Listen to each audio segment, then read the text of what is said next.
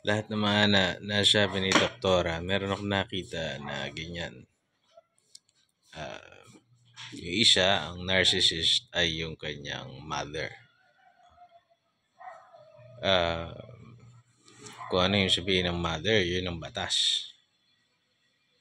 Talagang yung mga hanggang siya nagkaanak yon, yung kilala kong yon na babae, nagkaanak siya, trophy ng mama niya yung mga apo niya, which is on its face again, wala namang masama, pero ang nangyari, she is thoroughly ignored kasi parang ang tama lang even sa pagpapalaki ng bata and how the child turned out. Kung maganda ang outcome, credit nung nanay niya. Pag pangit, sisi sa kanya.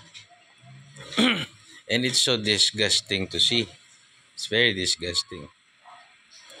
And din ako nakita, it's very similar sa kanya. Yung una kong kinuwento na yun, I'm sure maraming makaka-relate. Nagkaroon ng anxiety. And ito, nagkaroon din ng anxiety. Palapit pa lang, parating pa lang yung kanyang magulang, talagang ninenervyos na dahil nga tatakot siya. Tatakot siya na hindi niya ma-fulfill yung kagustuhan ng magulang niya. Natatakot siya na yung ikakatwiran niya ay wala doon sa walang bearing sa magulang niya at patuloy pa rin paniniwalaan ng magulang niya kung ano yung nasa isip nito, regardless of kung ano mang sinabi mo. Tapos yung narcissist na magulang, kadalasan nagkakaroon niya ng narcissistic family cult. Para na silang kulto. Imbes na nagtutulungan para i-please yung narcissistic parent. Pag hindi yun nakatingin, walang order yun, walang utos yun, hindi ka tutulungan. Pag may utos yun, dun lang tutulong. Magsisinungaling para pagmukhain nilang okay yung sarili nila sa harap ng narcissistic na parent. Parang kulto na siya. So, it is very unhealthy and science proved na talaga nagkakaroon ng brain damage kapag lumaki ka sa ganong klaseng environment. So, mabalik ako, yung mga nagkaroon ng anxiety na na-experience ko, eventually nagiging depression. Ang mahirap lang nito, it becomes very, very hard for the person or for the victim to seek help because para sa kanya, wala siyang problema until hindi na lang siya makakilos. Until yung trauma nag-manifest, hindi mo na ma-release.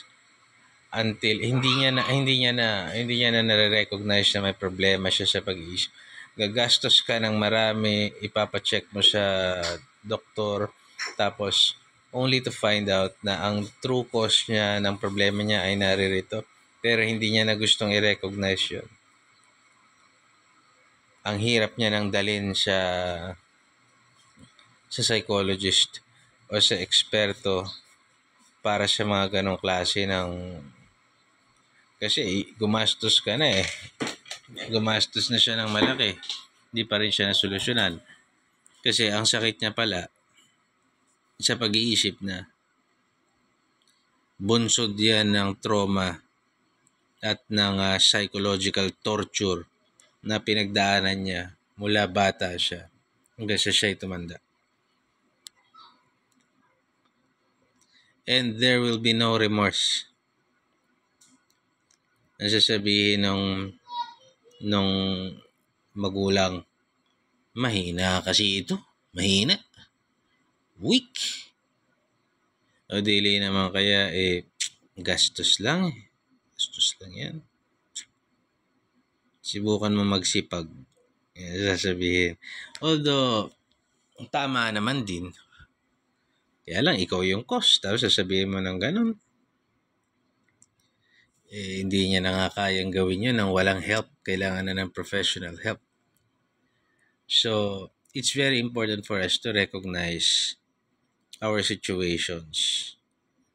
Hopefully, pag nire-recognize mo kasi mape-preempt yung brain damage or makakapag-adjust ka. Kasi maraming kababayan natin hindi nakapag-adjust.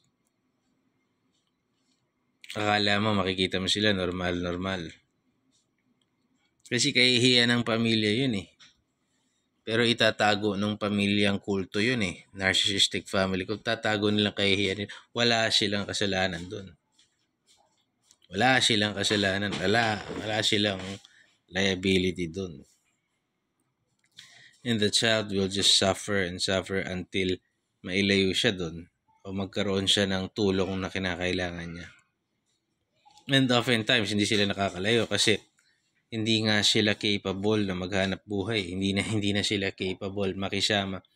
Hindi na sila capable. Nagtatago na lang sila sa mundo.